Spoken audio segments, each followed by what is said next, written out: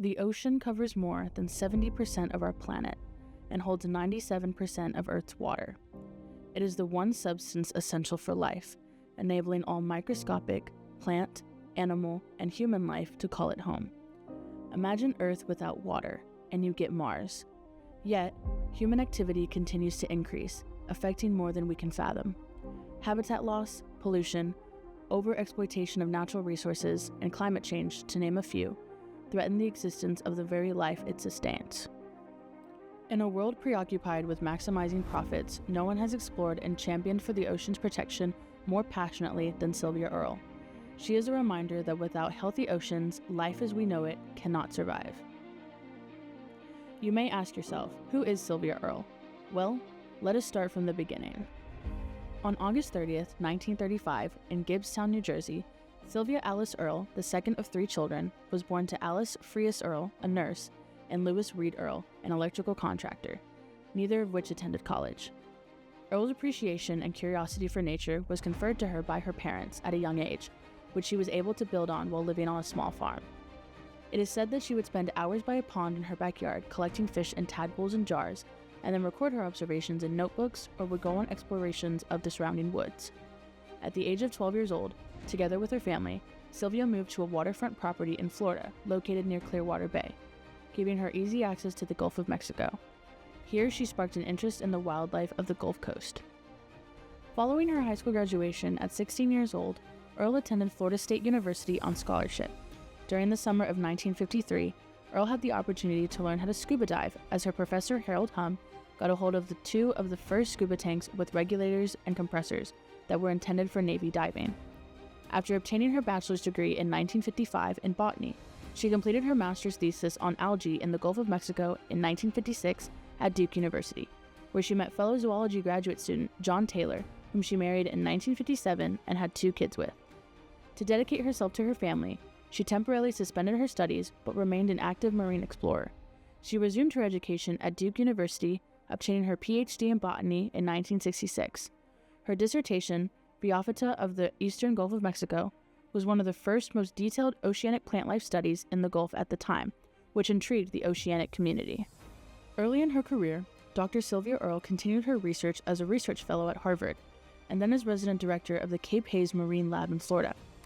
Meanwhile, she divorced and soon met Dr. Giles W. Mead, the curator of fishes at the Harvard Museum of Comparative Zoology. In February of 1968, in the Bahamas, Earle, with a group of scientists for the Smithsonian Institution's Man and Sea Project, descended 100 feet below the surface in a submersible vehicle and entered an experimental underwater habitat, becoming the first woman scientist to do so in that manner. She was 4 months pregnant at the time. Her 3rd child was born that July. At the time, the space war was taking place. NASA, together with the U.S. Navy and the Department of the Interior, sponsored the Tektite Project, a program aimed at researching whether male scientists experience adverse effects from living 50 feet underwater for 2 weeks. Dr. Silvia Earle applied to participate in 1969, but despite having thousands of research hours, she was rejected because the team was all men, and both the government and the public disapproved of co-ed missions. However, this did not discourage Dr. Silvia Earle. Rather, it deepened her determination. A year later, in July of 1970, she led the first all-female aquanauts in the Tektite 2 Mission 6 project, located just offshore St. John Island in the U.S. Virgin Islands, where they lived and conducted research in the underwater habitat. Upon their return to the surface, the women were received as celebrities by the public with a ticker tape parade in Chicago and a luncheon at the White House.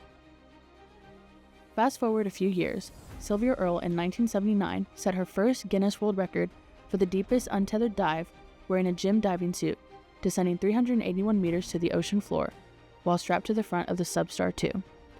Craving to go deeper, Earle set out in 1982 to create a submarine later named Deep Rover with engineer and 3rd husband Graham Hawkes. Together, they co-founded and developed the companies Deep Ocean Engineering and Deep Ocean Technology. Her dream became a reality in 1985 when Earle achieved the deepest solo descent by submersible, done by a female, descending 1,000 meters aboard the Deep Rover submersible off San Clemente Island, California. Sponsored by the National Geographic Society, Dr. Silvia Earle, as explorer in residence, embarked on the 5-year Sustainable Seas expedition in 1988, using deep worker submersibles to explore and chart the U.S. marine sanctuaries. Although she was deeply involved in the development of ocean exploration technology, Dr. Earle's passion for oceanic conservation led her to make a huge career shift. In 1990, Dr. Silvia Earle was appointed Chief Scientist at the National Oceanic and Atmospheric Administration, or commonly known as NOAA, becoming the first woman to serve in this position. Witnessing firsthand the effects of human activity, Dr. Silvia Earle hoped that with the responsibility of safeguarding the health of the nation's waters, she could change the perception that nature is more valuable dead than alive. Unfortunately, she came to learn that her authority was politically constrained. But I was being advised what to do, how to speak, what to say. It was frustrating. Sometimes politics governs policy. I feel that I must resign and, as a private citizen, do what I can do with more flexibility, more freedom. Called to the ocean, Dr. Silvia Earle returned to her work in submersible engineering in 1992, establishing Deep Ocean Exploration and Research, or DOER Marine, that same year. Today, DOER Marine continues to make new advancements in the field of marine engineering, as well as facilitating groundbreaking scientific discoveries under the leadership of her daughter, Elizabeth Taylor. At the turn of the 21st century, the Hart Research Institute at Texas A&M Corpus Christi was established after the generous $46 million donation by Ed Hart, who was inspired to make a difference for the Gulf after reading Dr. Silvia Earle's very own Sea Change, A Message to the Oceans. Now she serves as a part of the advisory council for the HRI. Simultaneously, Google was working on its 2001 launch of Google Earth, which in the eyes of Dr. Silvia Earle was incomplete.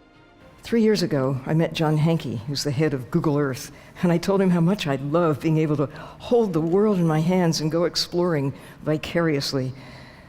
But I asked him, when are you going to finish it? He did a great job with the land, the dirt. What about the water?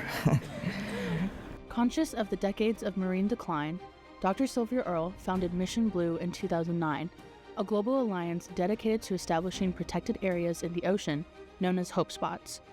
Her nonprofit, of which she is president and chairman, later won the 2009 TED Prize in support of her wish to establish a global network of marine protected areas.